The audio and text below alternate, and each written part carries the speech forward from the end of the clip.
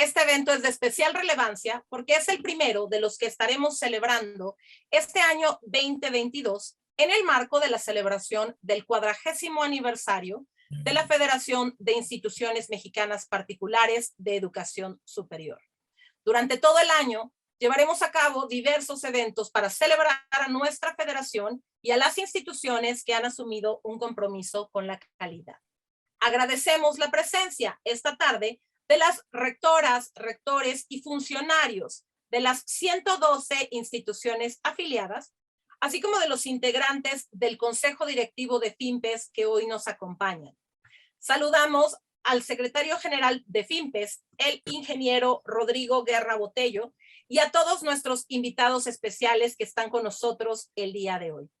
A continuación, damos la palabra a la doctora Sonia Bachavaz, directora del Sistema de Acreditación, quien nos hablará un poco sobre este distintivo. Adelante, Sonia. Muchas gracias, Maru.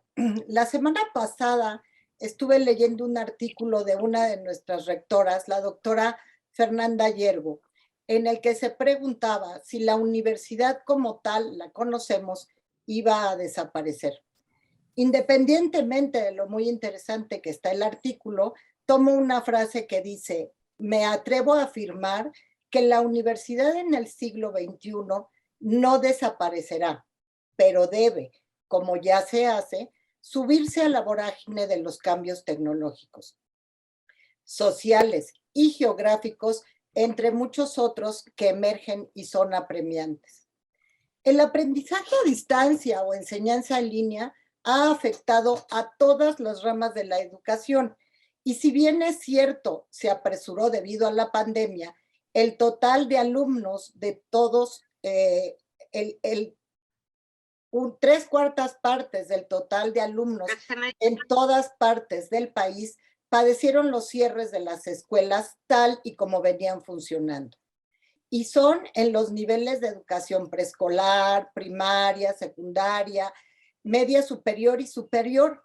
Y mucho de ello permanecerá, aunque la pandemia nos haya dejado finalmente. Las universidades ahora están realizando programas a través de la entrega en línea. La enseñanza y la evaluación remota son experiencias novedosas para muchas universidades y esto ha representado grandes desafíos, particularmente cuando se trata de salvaguardar el tema que nos ocupa el día de hoy, la integridad académica. El engaño es un fenómeno complejo que no está circunscrito a un hemisferio geográfico específico, no tiene exclusividad cultural y evidentemente está dentro de los actos humanos que nos definen como personas libres. Irónicamente, asumimos que hacer trampa es universalmente entendido y que todos los estudiantes de una escuela o una universidad saben qué es hacer trampa. Sin embargo, se ha demostrado que los estudiantes y los profesores difieren ampliamente en sus creencias y percepciones de lo que significa hacer trampa, por lo que la definición es digna de reflexión. Definir la integridad académica es complejo. La definición se basa principalmente en un consenso. Según el Centro Internacional para la Integridad Académica, la integridad académica se define como un compromiso ante la adversidad con 6 valores fundamentales: la honestidad, la confianza, la justicia, el respeto, la responsabilidad y la valentía. ¿Por qué a FIMPES le interesa especialmente el tema de la integridad académica? Sabemos que es importante para todas las empresas trabajar con ética, con transparencia, y que hoy por hoy es más importante que nunca mostrarlo a la sociedad. Sin embargo, para una agencia acreditadora encargada de la calidad académica y de demostrar que las instituciones afiliadas la alcanzan, es esencial. Uno de los pilares en los que se sustenta el sistema de acreditación de FIMPES es precisamente la integridad. La acreditación de una institución es la demostración de los resultados de aprendizaje. Aprendizaje que mostrarán los egresados y actuarán con esas características éticas de los alumnos formados integralmente. Pero aún mucho más importante, nos preocupa y nos ocupa porque las trampas menguan nuestra capacidad de formar a los estudiantes, porque no son ellos los que aprenden, porque cuando salen a trabajar no demuestran los conocimientos de los que sí hicieron trampa. Ellos no contarán con ese conocimiento que debieron de haber adquirido. Según Eaton, la integridad no debería de ser llamada integridad académica, sino integridad educativa, ya que es multidimensional y solo es posible a través del esfuerzo conjunto de todos en la empresa educativa, que implica estudiantes, docentes, bibliotecarios, asesores, colegas, investigadores y administradores, es decir, a muchos de los que estamos aquí. Durante esta pandemia nos hemos enfrentado más que nunca a nuestras vulnerabilidades, debilidades e ignorancias, y es justamente en ese contexto en el que se vuelven tan importantes estas iniciativas académicas en las que compartimos y escuchamos y nos hacemos conscientes de que no estamos solos, de que no somos los únicos y que la preocupación por la honestidad es compartida por otras instituciones de FIMPES. La integridad educativa la incluimos en nuestro sistema en dos formas distintas. En un criterio nuevo, el 3.3, que dio paso a la versión 4.1 del sistema de acreditación y que se circunscribe, de acuerdo a la filosofía de esta agencia acreditadora, a demostrar que se cuenta con los instrumentos para medir la existencia de estos. Sin embargo, decidimos crear este distintivo para aquellas instituciones que desearan ir más allá en cuanto a la medición y darles este instrumento para hacerlo, con otras características, sin perder nuestra esencia de no prescripción. Este instrumento desarrollado por el doctor Jason Stephens, que hoy nos honra con su presencia, es aplicado de manera exclusiva para las instituciones que pertenecen a la FIMPES. Y sin más explicación, demos paso a este importante evento que, como ya lo mencionó Maru, da el banderazo de salida a los festejos de nuestro 40 aniversario. Adelante, Maru. Muchas gracias, Sonia. Ana, ¿me regalas la presentación, por favor? Pues el día de hoy estaremos reconociendo a estas 19 instituciones que son las primeras, esperamos de muchas, que se unen a este distintivo de integridad académica, la que sigue. Tienen que saber que este distintivo de integridad académica es un proyecto que nace en el año del 2017 a partir de una serie de conferencias. Nuestro investigador principal que está con nosotros el día de hoy, el doctor Jason Stephens, ya había estado en algún evento de FIMPES y se empezó a trabajar con este proyecto del distintivo, con un instrumento que él había desarrollado y nos permitió durante el año 18 estar revisando esta encuesta. En el año 2019, 5 instituciones participaron en el piloto de la aplicación del instrumento, lo que nos permitió revisar los estándares y poder conformar ya todo el proyecto del distintivo. Y se nos atravesó una pandemia que nos impidió hacer aplicaciones en el año 2020, pero lo retomamos con entusiasmo en el año 2021 con 14 instituciones que se sumaron a este reconocimiento, la que sigue, por favor, y un distintivo que se compone de 3 niveles que dan cuenta de la transparencia, compromiso e integridad de los centros universitarios participantes. El primer nivel de este distintivo, que es el que estaremos entregando el día de hoy, se obtiene a través de la participación de integrantes de la comunidad estudiantil en un estudio de percepción aplicado por un investigador externo, el doctor Jason Stephens, de la Universidad de Nueva Zelanda en Auckland. Los resultados que cada una de las instituciones ha recibido serán el insumo principal para que puedan desarrollar un plan de integridad académica institucional que cada una podrá presentar para acceder al segundo nivel del distintivo. Las que tendrán el tercer nivel serán aquellas que puedan demostrar un avance a través de un nuevo estudio de percepción en sus planes de acción. Y esos son los 3 niveles que componen a nuestro distintivo de integridad académica. Quiero presentar a continuación al investigador que ha hecho esto posible, al doctor Jason Stephens, quien es profesor asociado en la Escuela de Aprendizaje, Desarrollo y Práctica Profesional de la Universidad de Auckland en Nueva Zelanda, donde da clases sobre aprendizaje, desarrollo y motivación humana. Su principal línea de investigación se enfoca en la motivación académica y el desarrollo moral durante la adolescencia. Está particularmente interesado en el problema de la deshonestidad académica y la incongruencia entre las creencias y comportamientos que se relacionan con hacer trampa, que muchos adolescentes y estudiantes reportan que lo han vivido. Es coautor de 2 libros sobre enseñanza y desarrollo moral, así como de un gran número de artículos y publicaciones relacionadas con el tema de integridad académica. Antes de unirse a la Universidad de Auckland en Nueva Zelanda en el año 2012, el doctor Stephens fue profesor asociado de psicología educativa en la Universidad de Connecticut. El doctor Stephens nos va a presentar a continuación algunos de los resultados de este estudio y habrá oportunidad para que formulen preguntas sobre la presentación del doctor Stephens al finalizar.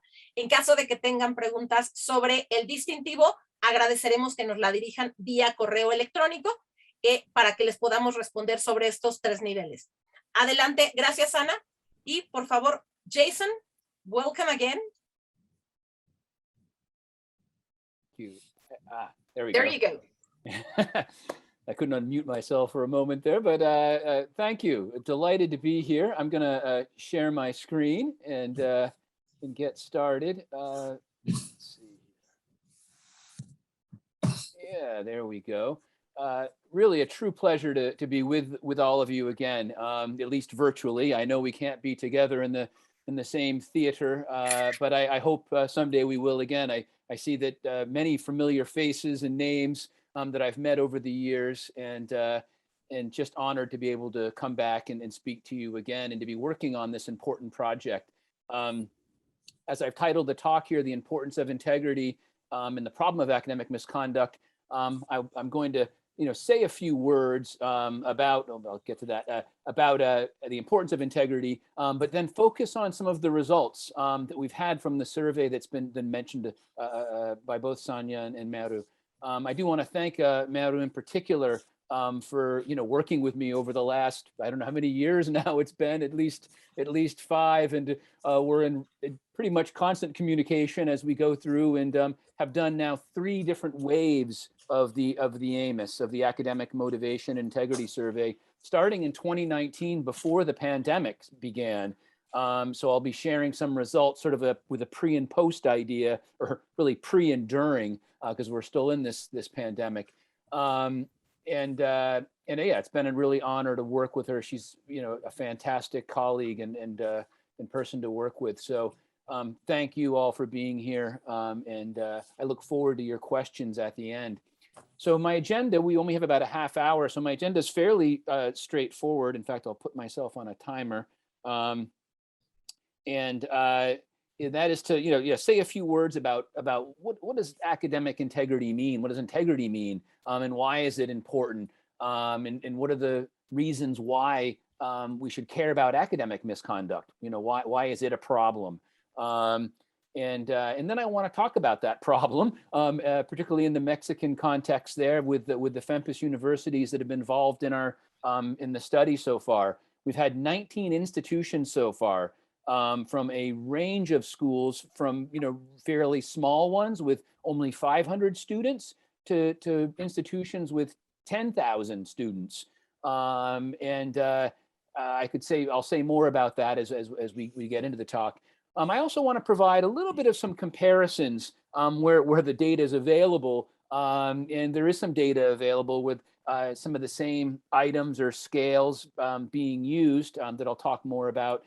in the US, in New Zealand, in China, and the Ukraine, where I've done some studies, and we have more coming from Brazil, Thailand. We're having new waves of data coming in, and we're updating some of the measures we use. And so I'm going to be talking with Meru about that and how to best integrate those as we go forward, so we can do more comparison work, just as a way of kind of understanding ourselves in the global context.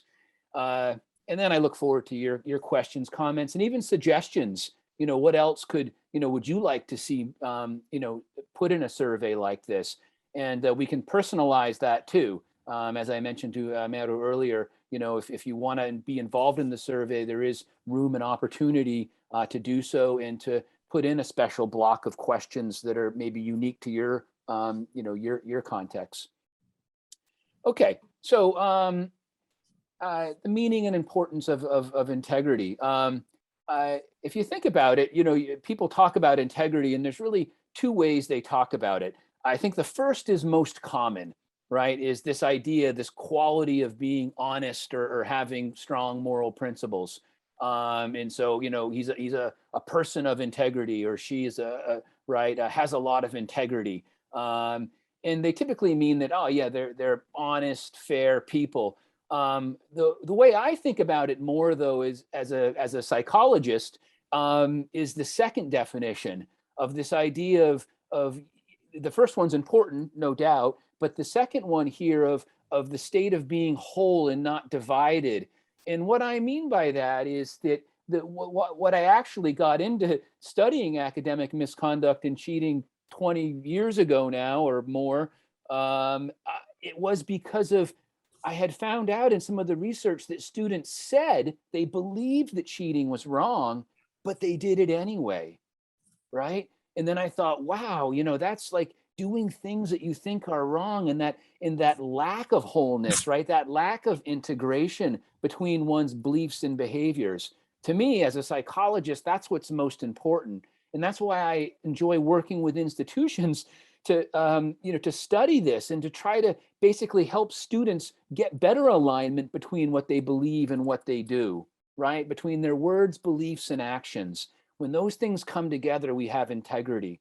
And that's a healthy mental state to be in. And that's what we want for our students. Our responsibility is not only to help make them more smart, right, more intelligent, but also to help them become better people, to become more whole.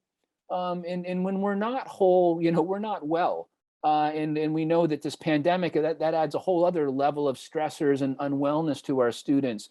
But certainly finding themselves doing things that they don't believe they should be doing, right, is not a healthy state to be in. So to me, that second definition of integrity is very important. I'm not saying it's more important. They're connected. They're related, but distinct. And so I don't want us to lose sight of the second one.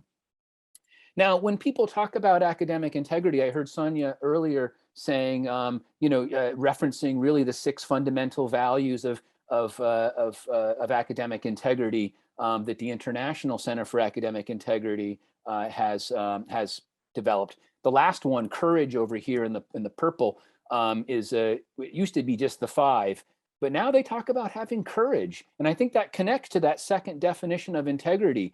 It takes courage to act in a manner consistent with our beliefs, because sometimes doing so, right, might put us at a disadvantage. It could even get us, well, in more extreme cases, get us hurt, get us in trouble. And so, sometimes it takes courage to sort of be honest, right, and to be honest with others, and to be honest and play fair when doing so might put you at a disadvantage, right? You could get further ahead if you cheated, right, or were dishonest. So I think that's a nice addition.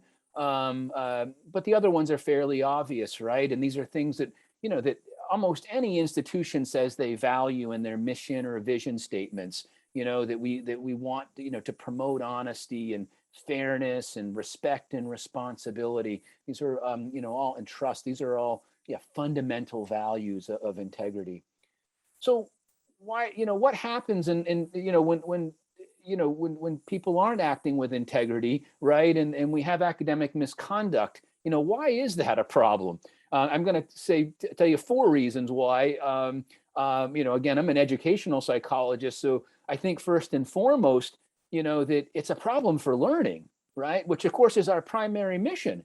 And when students are cheating, right, then what's happening is their engagement and their achievement in academics is decreased, right? I mean, they're engaging, right, but they're engaging in misconduct that really is undermining, right, their intellectual capacity and moral virtue, if you will.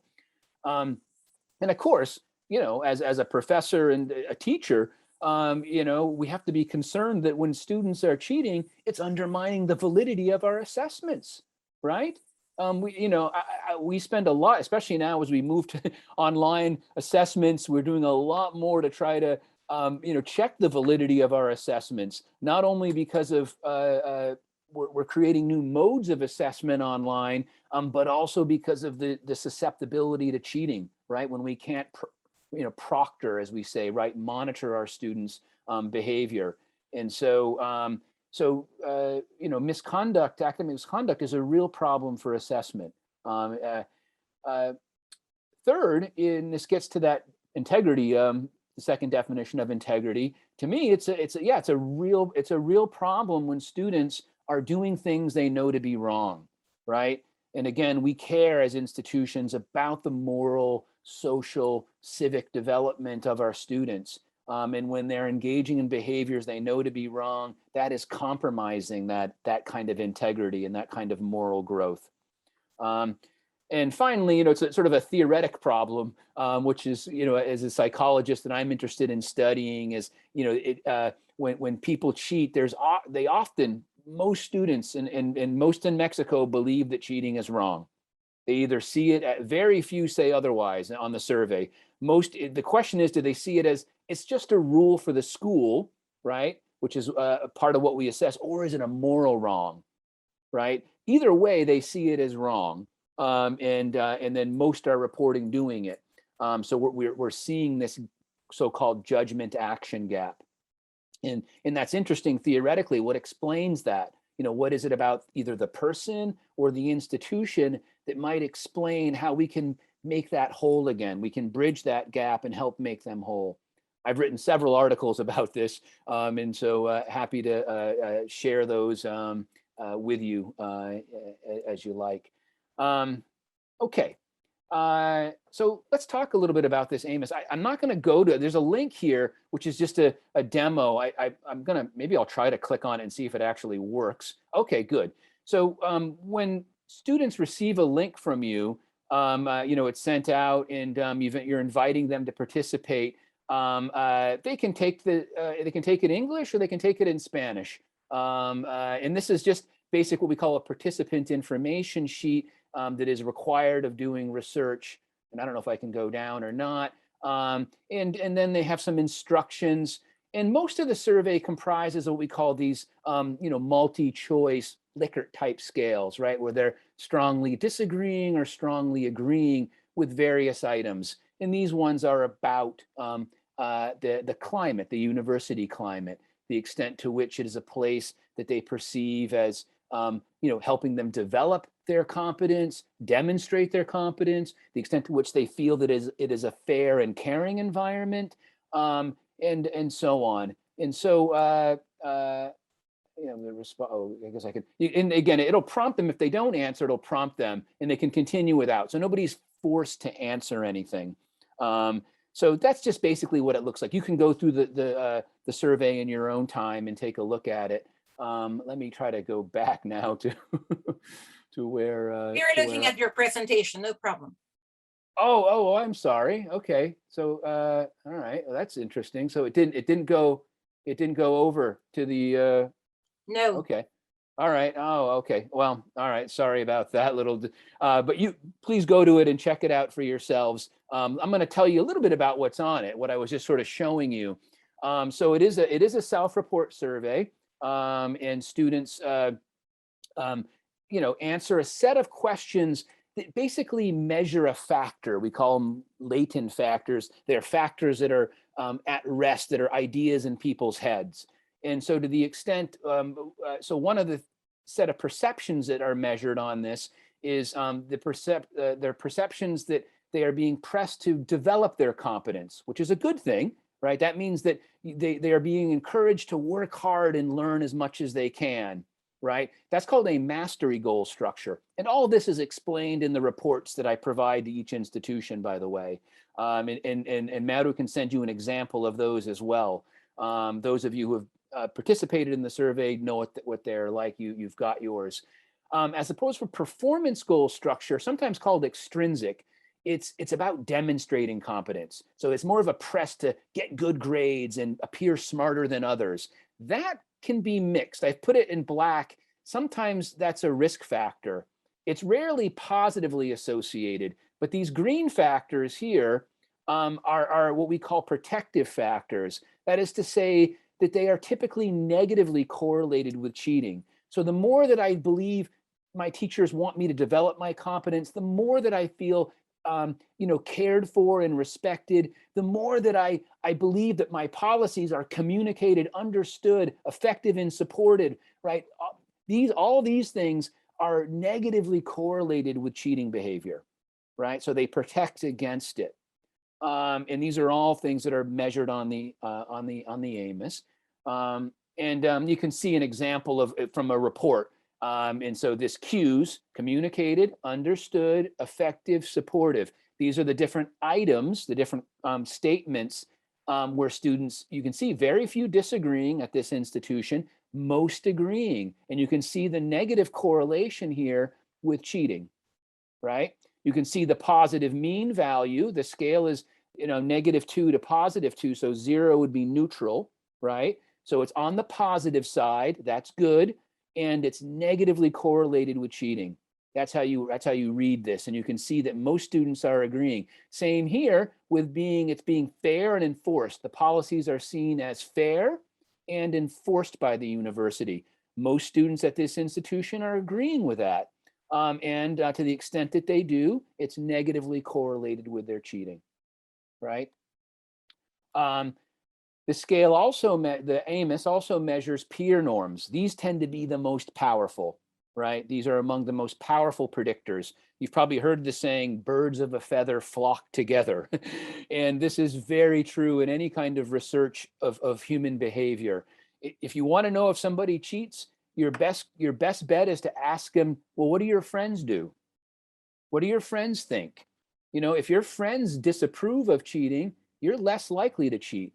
If you think you see your friends cheating, right, you are more likely to cheat. That's a red factor. And these are associated with our own judgments. And we want to say that it's wrong, that protects us against cheating, and that we shouldn't do it, that we personally shouldn't do it. We call that moral obligation, right? And we don't want to be disengaging that sense of obligation and say, oh, I'm not responsible. It's not my fault. So there's a set of items that measure that. This is also a very powerful predictor of cheating. In this case, it's a risk factor, right? And finally, the AMIS measures 3 types of cheating. So it's got a total of 9 behaviors, and we could add to that. I've thought about it. There are other items I could add. But it measures a set of items are really about assignment or homework cheating, as we call it in high school. A set of items about plagiarism, including contract cheating, how many students actually buy a whole paper from the internet or somewhere else, and test cheating, of course, test or exam cheating. So there's several kinds here. Copying from somebody else, using unpermitted notes, using digital technologies to cheat. We're going to see that increased during the pandemic. Generating false excuses, helping others cheat on a test. So there's actually 5 behaviors here that the AMIS measures. In the end, and you can see here, this is peer disapproval, right? Most students actually agree that their peers would disapprove. So this is good. So peer disapproval is actually a positive value, right? This is a good thing. And it does vary between institutions. But at this place, we can see that there's, more agreement that this is, that peers would disapprove. and a big correlation. You're seeing a much stronger correlation here, as I said, and especially down here for the actual behaviors, seeing your peers do it. So this is never or once or twice, and this is more often. So again, they're not seeing it a lot, but they are seeing it. On the 5-point scale, the different scale here, 0 because it goes 0, never, to every day, 4. You're seeing that it's fairly low. So with this institution, not a lot of students report they're seeing it a lot, but when they do, it's a very powerful association there, right? 0.5. And in fact, what I do at the end, if it's hard to do this when the sample is very small. So if you are a very small institution, you might not get this kind of analysis. I can only do correlations. But when I have a big enough sample of 300 to 500 students, I can do what's called a regression analysis. And what that does is like a multi-correlation analysis that allows for us to identify unique predictors of cheating using all of the factors, and it tells me what are the most important. And it usually comes down to 2, 3, 4, in this case, 5. And again, our green factors are protective factors and our red factors are the risk factors. So at this institution, for every unit of change, which is basically a standard deviation increase in seeing the policies as communicated, understood, effective, and supported, you were almost half as likely to be a high frequency cheater, to be a student who, what I do is I group students based on their level of cheating, and then I use that to predict to membership to being a high frequency cheater or in that cheating group. And so these are, your odds are half as likely, essentially, well, 2/3, right? If your judgments, for every increase in cues in your judgment and your peer disapproval, so you're almost half as likely to belong to that group. Conversely, for every unit increase in your moral disengagement, right, the extent to which you say, I'm not responsible, or the extent to which you see your peers doing it, you are 1.5 or even 4 times more likely to belong to that group. So what that means is that, and this is not uncommon. This is a typical pattern, right, at most institutions. These are the most important factors to be focusing on. In other words, if you want to promote academic integrity, making sure that it's visible, it's communicated, understood, effective, and supported by students, making sure they see it as wrong, right? They believe that cheating is wrong, and that their peers do too. So helping to change peer norms where possible, and helping them avoid this disengagement and seeing others do it, right? That's kind of the moral of the story. These are the most important factors. And again, there are other ones that matter, but these are unique predictors that have that seem to, even when I'm controlling for the other variables, show that they matter. I hope that's clear. It's a lot of math and statistics, and it gets, but conceptually, I hope it's clear. Even if you don't fully understand the maths of it, that's okay. Okay, so let's talk a little bit about overall trends across the 19 institutions. And again, this is just a bunch of numbers, and if I had more time and I had prepared differently, I could have maybe made this a little bit more clear or visible. But you'll remember these are the scales that go from -2 to +2. So the good news is these are all on the positive side, right? Students feeling that, and the good news too is that mastery is above performance. That's good. You want students to feel like they're being pressed to develop competence more than just show they're smart. Because if you just say, I just want to see that you're smart, you might cheat. But if you're telling students, no, I really want you to learn. I care about you learning. I want you to understand this material, right? I want you to get smarter and become more able, right? That is negatively associated with cheating, right? And clearly, and so the good news is that, again, that this is higher than this value. And also pretty high, as we'll see by international standards, is are you're fair and caring, right? That's clearly on the positive side. Most students feeling that they are cared for, respected, and feel like they belong in their institutions. This is good stuff.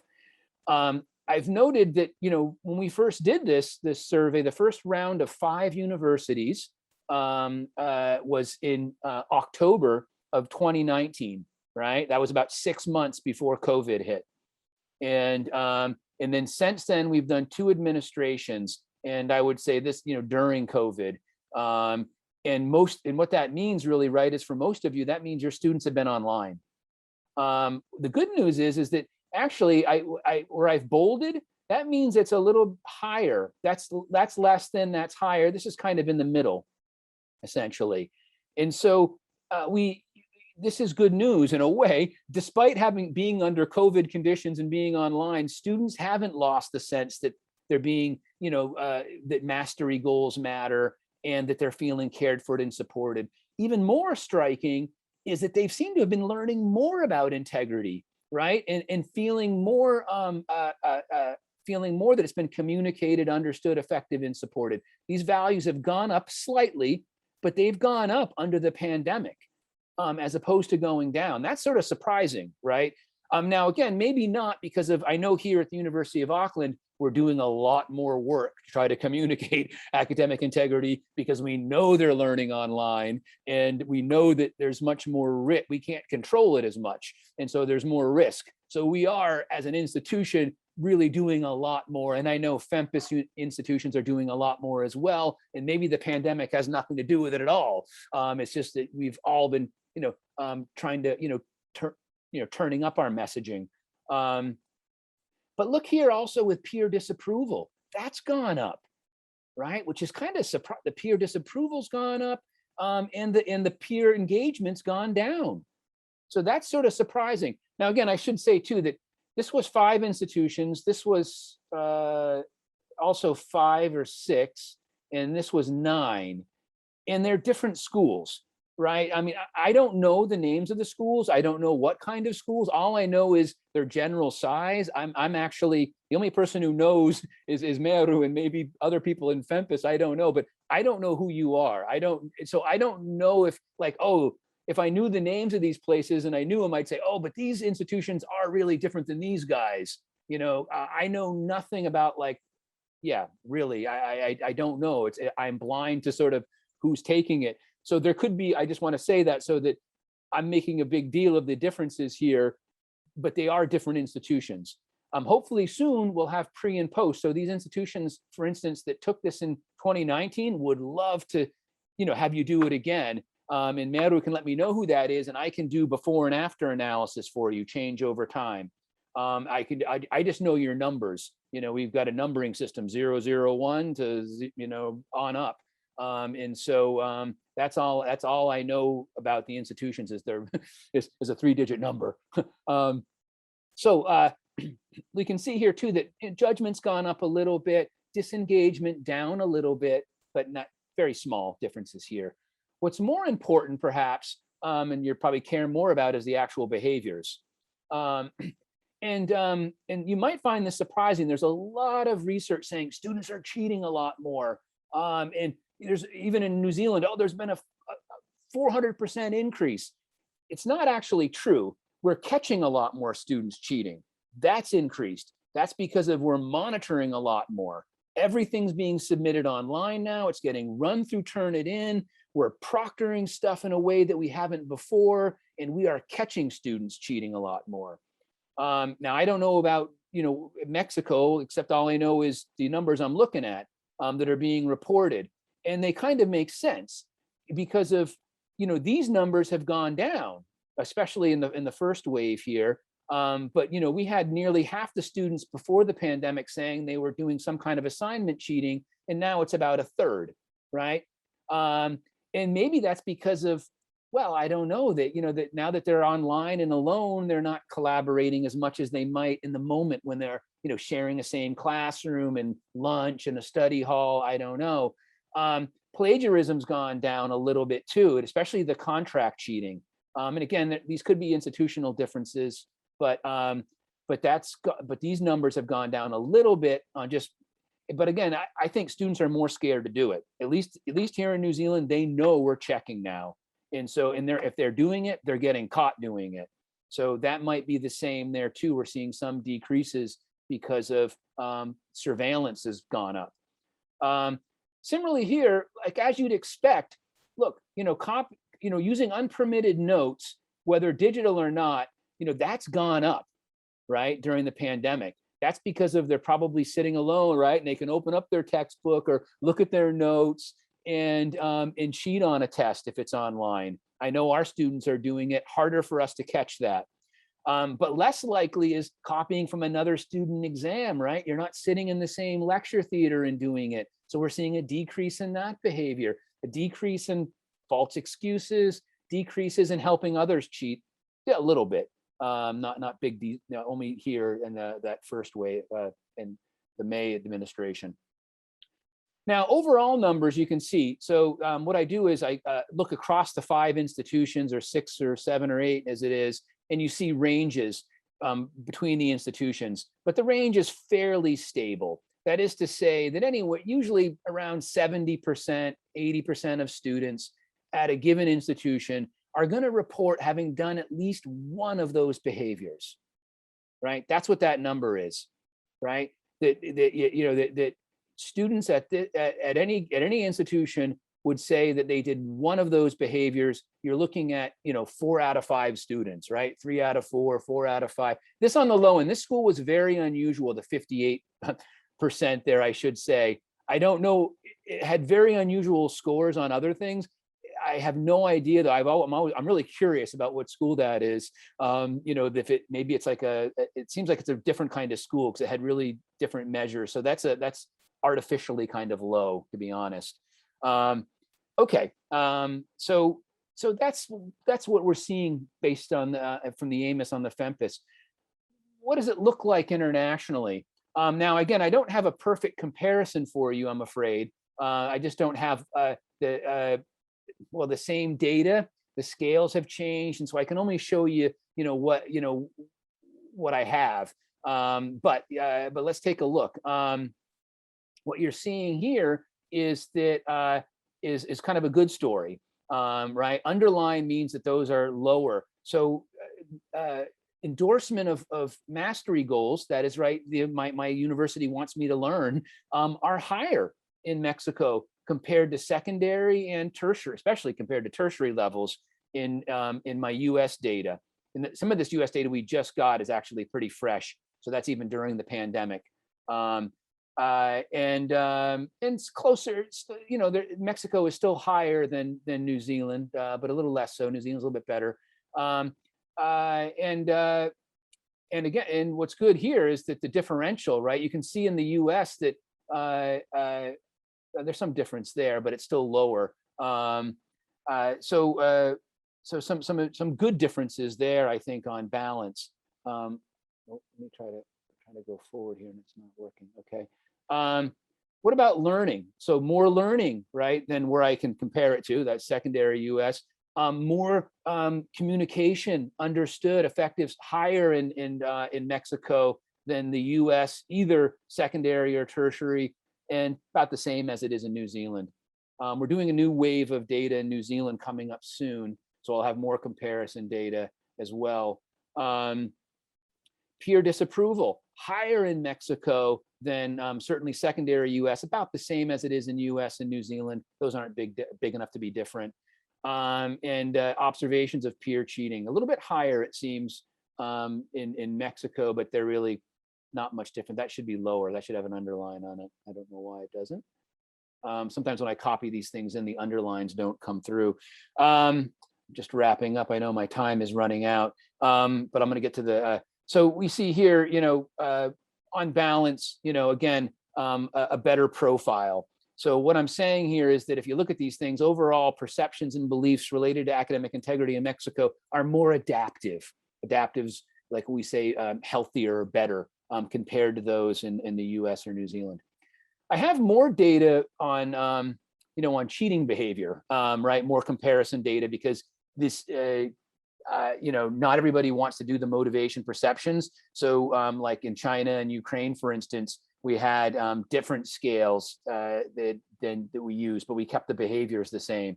And so what you're looking at here is really important, that Mexico is actually a little bit lower in both forms of the assignment cheating than most other places. Much more similar to the US, right, at the secondary, the tertiary level, and New Zealand, right? But China and Ukraine are in a whole different category. And that's well known. That's not just on the AMIS. That's been found in other studies. The cheating is endemic there, you would say. It's not a result of the pandemic. It is just built in. There's a lot of institutional distrust there. There's a lot of challenges in those countries, I think, that lead to really high numbers. We can see here, I don't have contract cheating numbers, but I do have just, your regular plagiarism. And again, a mix, where Mexico is, much like the New Zealand context, and a little bit higher than the US in this case, but lower than, these other places. So a real shift in patterns, and we see the same thing, higher and lower, depending on the given behavior. But overall, it's very similar. The only place that really stands out as really bad, of course, is Ukraine. But Mexico is somewhere, in the middle, and on balance, it's more similar to the US and New Zealand tertiary context than it certainly is to China or Ukraine, where the problem is much greater. Okay, I think that's all that I have for you. I like to end on a couple of quotes. The first one's kind of my favorite, though. It's better to deserve honors and not have them than to have them and not deserve them. I think that's a message that I wish more people believed in, and that we could communicate to our students. Mark Twain, of course, is known as a man of letters and brilliant, but this I think is one of his true gems. So I hope you'll share that one at least as you go forward. So with that in mind, I'm going to thank you for your time and attention, and look forward to your questions. And Meru will be able to share the PowerPoint with you as well. Okay. Thank you, Jason. Thank you for this very interesting data. Y a continuación invitamos a las personas, si hay alguien que le quiera hacer una pregunta sobre estos datos al doctor Jason Stephens, alguna pregunta sobre esta presentación. Desde luego que está abierta la posibilidad. Les pedimos que levanten la mano, tienen la opción de reacciones para que podamos abrir el micrófono y formular la pregunta, o si quieren ponerla en el chat, con muchísimo gusto también le podemos hacer la pregunta a Jason. Cualquier pregunta de esta presentación, y los invitamos a que las instituciones que tengan interés en conocer más sobre este distintivo y para poder participar, desde luego que nos pueden escribir a Sonia o a mí para que podamos mandarles toda la información y puedan sumarse a esta actividad. Pero creo que si no hay preguntas para Jason. Okay. Thank you very much, Jason. I think there are no, everything was very clear. Oh, well, yes. Someone is asking if you could give them some recommendations about how to plan on how to work better academic integrity according to what you have seen in other countries, what they can do. Yeah. Well, I have a process that I recommend, and I've shared in my last talks at Torian, but really, if I'm understanding the question correctly, you want to get started doing something, the first thing to do is really to form a committee, right? That's going to, and a representative committee of stakeholders, and that includes students.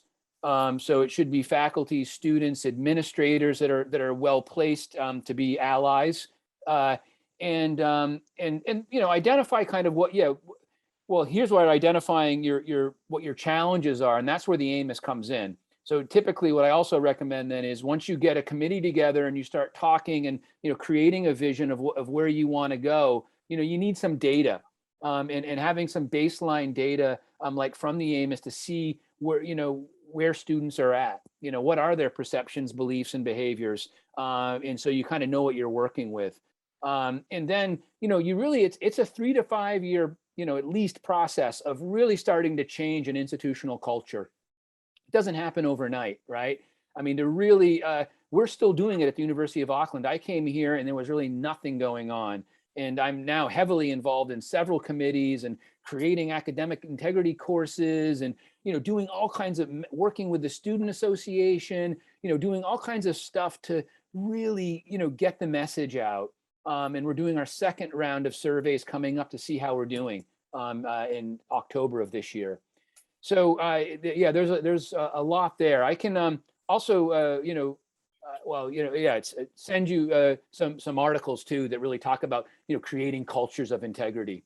Yeah. Thank you. Another question, it says, comparing the results of other countries, what surprised you the most about Mexico? Well, to be honest, I maybe it was my, again, I hate to say this because it kind of, is my own, it could betray my own sort of prejudice or biases, but, I thought the situation there would probably be a lot worse than it is in the US or New Zealand context.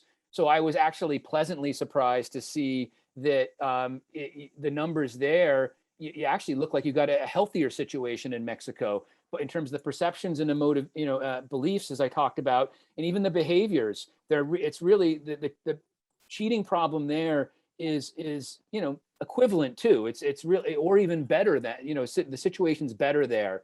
Now that might be because of these are FIMPES institutions, right? And they are some of the best. As opposed to some of the institutions I'm working with in the States are not necessarily the best ones. But it varies. They're public institutions that are, that don't have much of a culture of integrity. So again, there's a lot of variation there. But that was a good thing to think. And I think that's it's a tribute to you guys then in the work you're doing or just the quality of your institutions to begin with.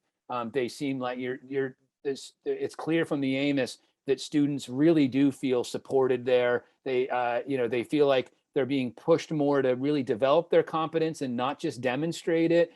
They think your policies are communicated, they're fair. I would say that overall, I'm surprised and impressed, and happily so with the overall picture. Thank you, Jason. Another question. How can you improve the engagement of the students with academic integrity? Yeah, I've been involved in a lot of programs working with students. There's a number of ways to do that. But it's certainly, part of it is including them in the discussions, right? Including them in these meetings that typically are only administrators or professors, right? And so involving them in the process, making them feel like it's if you have a code, your student conduct code or honor code, whatever it is, that it's theirs, that they own it. And so that's where working with like we're doing with it's called the AUSA, the Auckland University Student Association, getting them to basically be the carriers of the message, right? Having them feel like take ownership. And they do campaigns, right? And so I've in my previous presentations, I've shared like posters and they've handed out bracelets and at different institutions where the students really take charge of communicating the word that integrity matters, right? And getting them involved. So not only in the policy making, but even the education and promotion.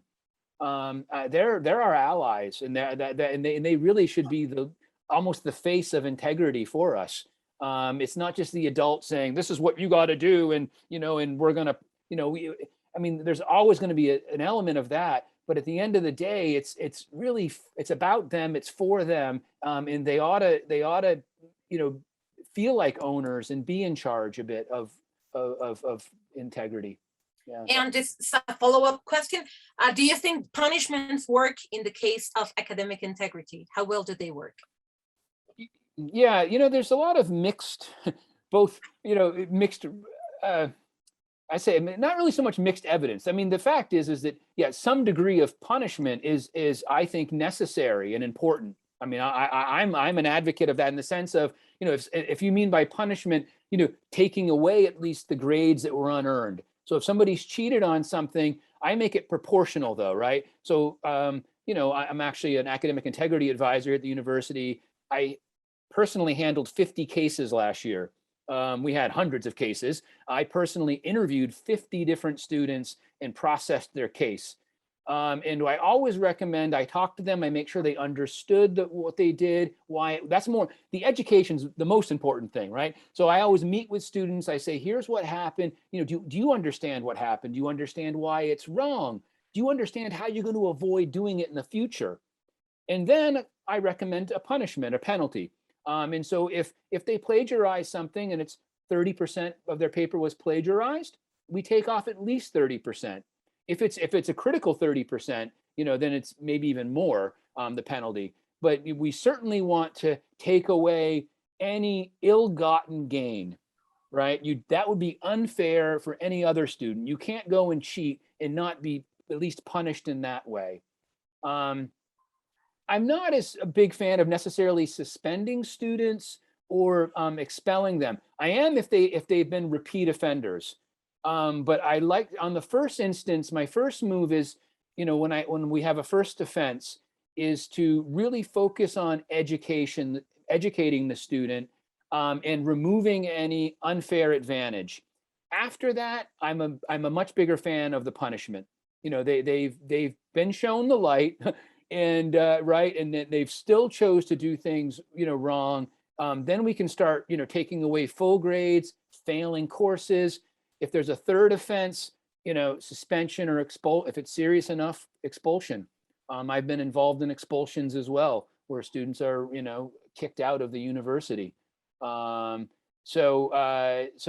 you know, I think punishment to me is yeah, is kind of important part of it, because of it communicates, you know, that this is important and there are consequences. There needs to be consequences. Thank you very much, Jason, for this presentation and for replying all the questions, and muchas gracias. A continuación, le voy a dar la palabra a Sonia, porque Sonia va a hacer entrega de los reconocimientos a cada una de las instituciones, de las 19 instituciones que participan, y será la lectura en estricto orden alfabético. Entonces, adelante, Sonia. Muchas gracias, Maru. Entonces, les vamos a dar el reconocimiento y los vamos a pinear cuando esté el encargado de recibirlo. Instituto de Estudios Superiores de Tamaulipas. Y está con nosotros la rectora. Entonces, ¿vamos a hacer una foto, rectora? Muchas gracias, Gloria. Listo, muchísimas gracias, rectora. Muy bien. Instituto de Estudios Superiores del Bajío. Creo que no está con nosotros el rector. Yo lo había visto hace un ratito, pero está... ¿Hay alguien del ITESBA? Levante su manita. Por favor.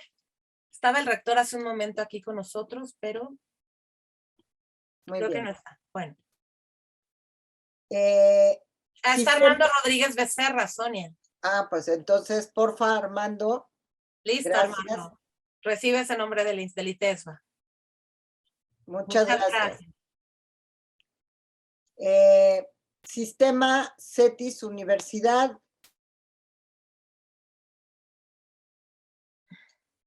Por ahí vi a Mari Carmen Echeverría. ¿Quién más está?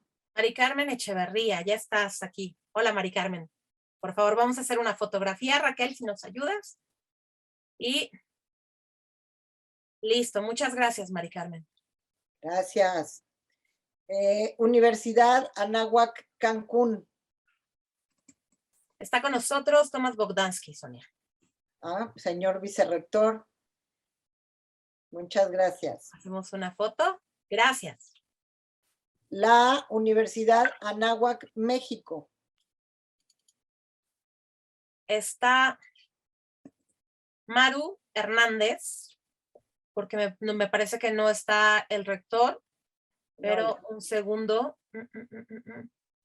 porque no puedo hacer a Maru.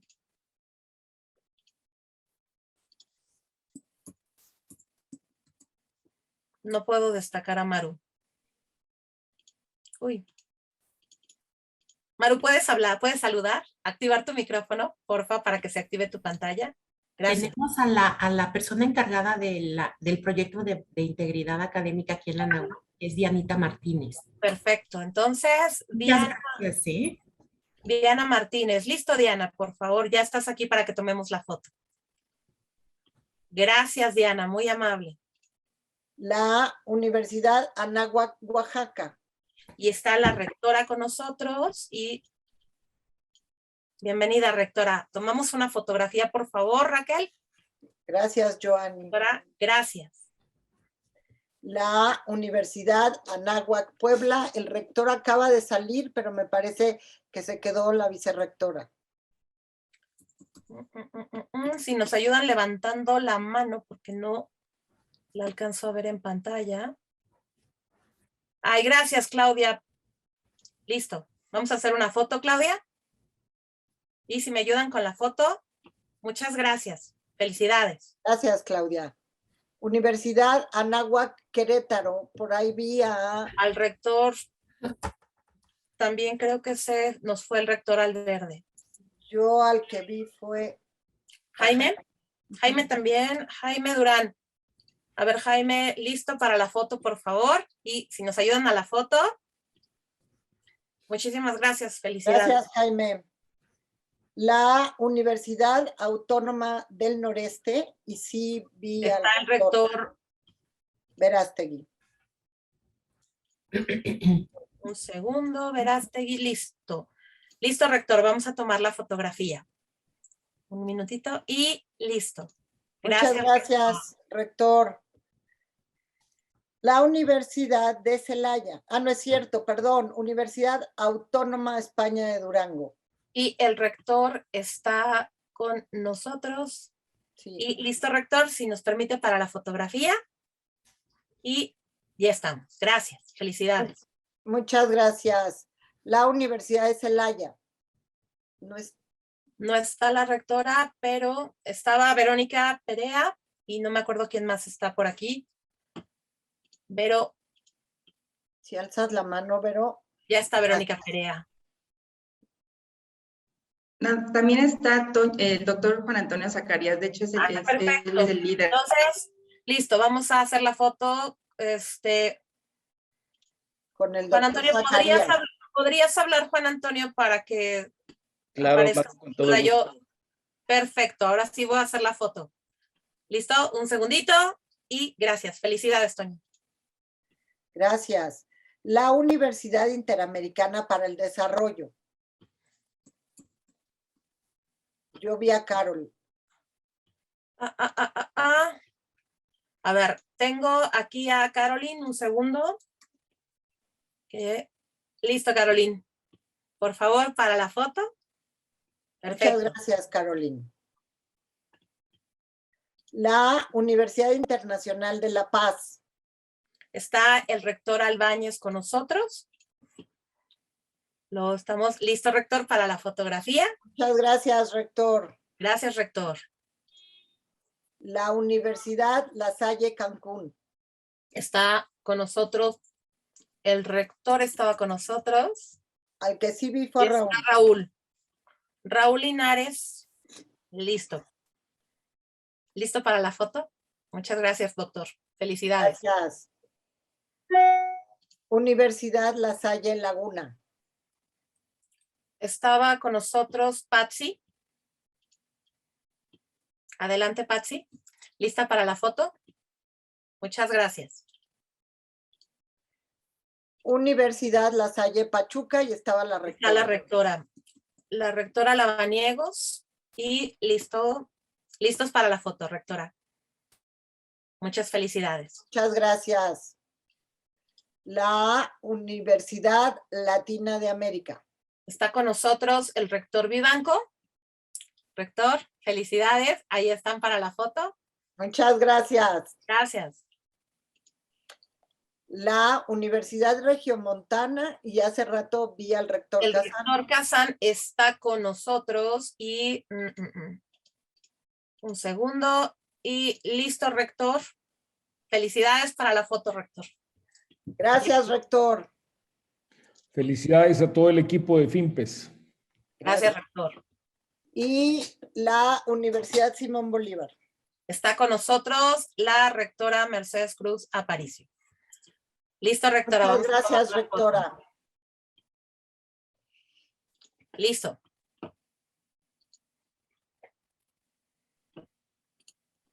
Muy bien. Pues no nos queda más que recordarles que estaremos teniendo aplicaciones en el mes de abril y en el mes de octubre, por lo que los invitamos a que en caso de que sus instituciones quieran participar o quieran conocer más sobre este estudio, a que nos manden un correo para que les podamos hacer llegar toda la información sobre este distintivo.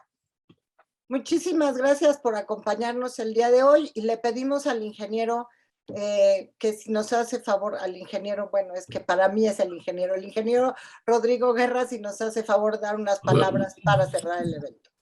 Gracias. Gracias, muy buenas tardes, rectoras, rectores y representantes de nuestras universidades participantes. Me da mucho gusto saludarlos. Y primero quiero iniciar mis palabras felicitando al equipo, a Jason, a Sonia, a Maru, por llevar adelante esta iniciativa. Yo creo que es una iniciativa muy diferente y muy profunda, tan importante como otras que la FIMPES ha venido acometiendo.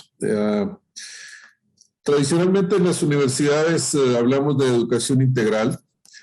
Es un argumento que usamos bastante en frente a las autoridades y de quienes nos critican. Y en últimas fechas, la tendencia y el cuestionamiento del papel de las universidades de cara a la preparación de recursos humanos para la sociedad, pues ha estado en entredicho.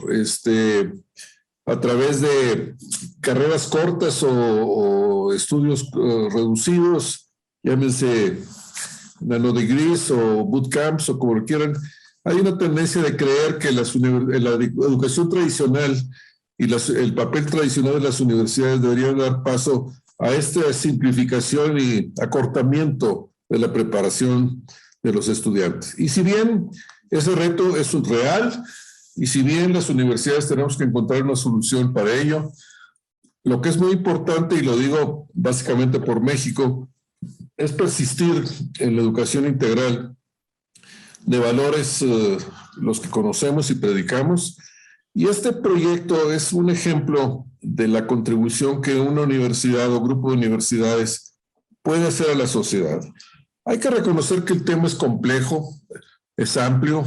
Alguna vez que yo di clases en alguna de nuestras universidades de FIMPES, los alumnos me decían que por qué insistía yo tanto en los valores cuando los jefes que ellos tenían, algunos ya estaban trabajando, no respetaban ni las leyes, ni los requisitos fiscales, etcétera, etcétera, ¿no?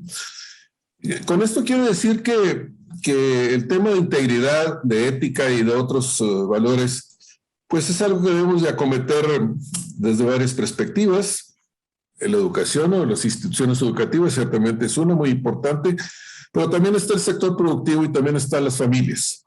Y entonces, ojalá y podamos contagiar de este compromiso a las empresas o a los organismos empresariales y empujar con ello. Quizás ustedes sepan que hay organizaciones que hacen una encuesta cada año respecto a cuáles son las instituciones más respetadas y reconocidas en nuestro país. Y las universidades llevamos varios años siendo las número uno. Después viene el ejército, la marina, etcétera, etcétera. Y eso nos da una oportunidad, nos hace ver la importancia de la influencia que podemos tener y nos da una oportunidad de aportar algo a lo mucho que necesita este país en términos de respetar leyes, valores, principios, reglamentos y todo lo demás, ¿no? Aquella famosa frase tan popular entre los jóvenes que el que no tranza no avanza, que pareciera ser pues como la Biblia en la juventud, debemos de trabajar para demostrar lo contrario, para demostrar que la gente que egresa en nuestras universidades con sólidos valores y principios también puede tener éxito en la vida profesional. Y por ello es que me da gusto que estas 19 universidades hayan participado. Gracias y felicidades. Y quisiéramos extender la invitación a más universidades de nuestra federación.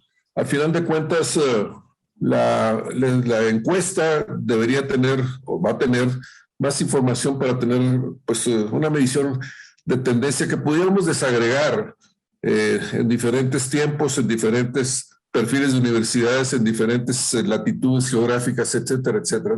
Este es un tema que da mucho para entenderlo de diferentes perspectivas. Así que con esto quiero cerrar diciendo que pues FIMPES es muchas cosas. Ciertamente es una acreditadora de calidad, ciertamente es una defensora de las universidades particulares, sobre todo las que son parte de nosotros, la federación, y ciertamente es una institución comprometida con México.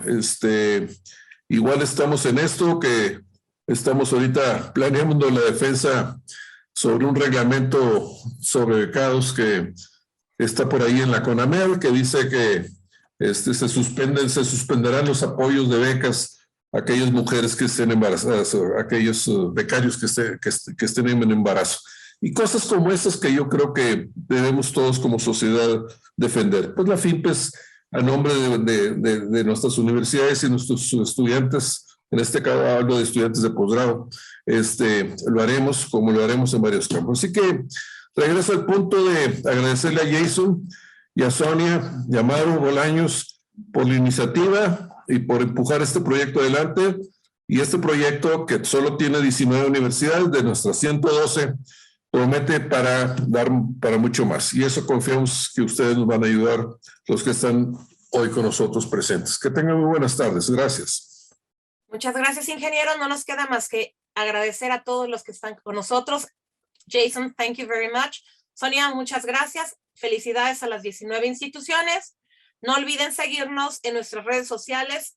Estamos como @FIMPES y estar al pendiente de los próximos eventos que vamos a tener para celebrar nuestro 40 aniversario. Ya les iremos avisando, Sonia, ya les iremos compartiendo esa agenda de actividades porque van a creer, hay muchos eventos para este año. Gracias a todos y felicidades. Bye.